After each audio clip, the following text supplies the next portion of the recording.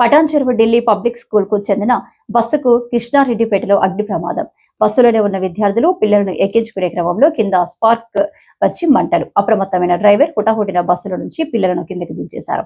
Bus పాక్షికంగా దగ్ధమవడంతో మంటలను ఆర్పిన fire engine వచ్చి ఎవరికి ఎలాంటి ప్రమాదం జరగకపోవడంతో అందరూ ఊపిరి పీల్చుకున్నారు.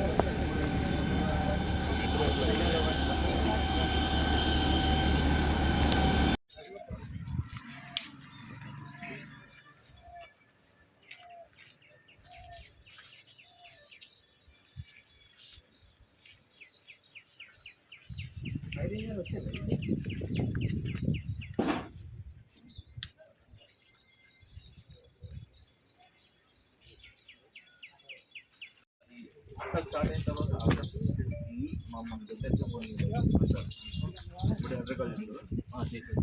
అప్పటికే కాల్ చేస్తారు. సెవెన్ ఫార్టీ టూ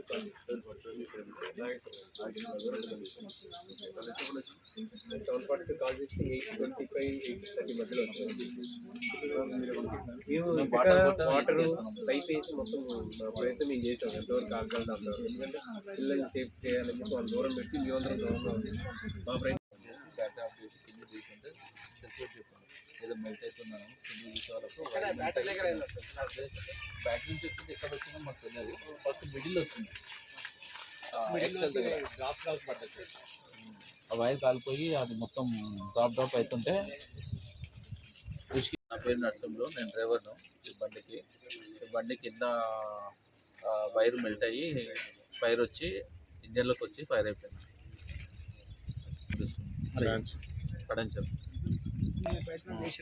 ఫైర్, అది సిలిండర్తో కొట్టాను, ఫైర్ ఆగలేదు. మళ్ళీ ఉసికేసి వాటర్ ఇస్తే వాటర్తో కొట్టినా కానీ ఫైర్ ఆగలేదు. ఆ ఫైర్ వచ్చేసి ఇంజన్లోకి రాగానే నాన్ స్టాప్గా ఎక్కువ వచ్చేసాం మంటలు. ఎంతమంది రోజు స్కూల్ పిల్లలు? 5 మంది ఉండే, దించేసాను నేను. అప్పుడే ఫైర్ కాకముందే దించేసాను. పబ్లిక్ స్కూల్ బస్సు పిల్లల్ని పికప్ చేయడానికి ఇక్కడ మన రేణిగుంట దగ్గరికి వచ్చిన తర్వాత ఒక 3 పిల్లలు ఆల్రెడీ ఎక్కిన తర్వాత కింద బ్యాటరీ దగ్గర చిన్న పొగలు వస్తుంటే అపార్ట్మెంట్ వాచ్మెన్ ఆ డ్రైవర్ గారికి అప్రమత్తం చేయడం జరిగింది. అక్కడ షార్ట్ సర్క్యూట్, ఆ పిల్లల్ని వెంటనే దింపడం కూడా జరిగింది. డ్రైవర్ గారు అప్రమత్తమై షార్ట్ సర్క్యూట్ వల్ల ఫైర్ యాక్సిడెంట్ అయింది. ఆ బస్ కూడా కొద్దిగా మొత్తం కాలిపోయింది. అంతలోపల ఫైర్ ఇంజన్ వాళ్ళు కూడా వచ్చారు.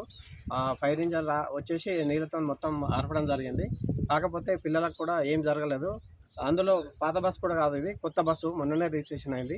ఇందులో ఏదో బ్యాటరీ ప్రాబ్లం వల్ల షార్ట్ సర్క్యూట్ జరిగి ఎవరికి ఏమి ఇబ్బంది కాకుండా చాలా సురక్షితంగానే పిల్లలు 3 ఉంటే దిగిపోయారు.